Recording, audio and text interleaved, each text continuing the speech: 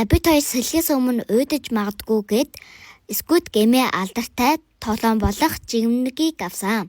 Тэр чинь даачлаа. За энэ бол би амьд үлдсэн. Манай эгчид од тарсан байгаа. Тэгэд манай эгч харамсалтайгаар өсөн байдаг юм аа.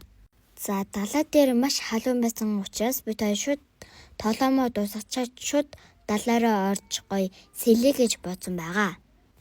За эхэндээ бид хоёр далайг амар хөтөн устай гэж бодсон. Гэхдээ орохоор амар гоё бүлээгэн устай юм байна лээ. За далайд ороход заавал энэ хөвгч ажилт юм билээ. Яагаад гэвэл энэ хөвгч нь усан живхээс хамгаалдаг. Хоёр ихэр яасан.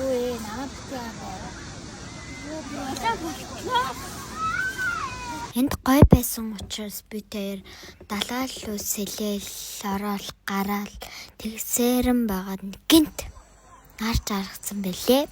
За энд манай аав ээж хөөрхөн гарan тэгэд уналтны зүрхэн дээр бид хоёр гарна. Зүрх мөр зарцалцганаа л. Бид тэстик хүмүүс байлаа. Сабскрайб гэсэн баярлалаа. За энд бид хоёр YouTube сувгийнхаа TikTok channel гэдгийг бичиж байна. За бид хоёр наранд төлөгдөөд боббор болсон байгаа. Та дээр part 1-ийг үзсэн байвал бид хоёр part 1 дээр амар цав цаахан байсан.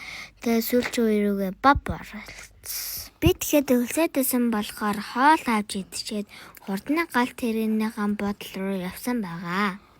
Бид ид жоохон ядарсан гэхдээ нэг цаг яваал ирчихсэн. Бид ид бэжэнд буухад бороо орж исэн.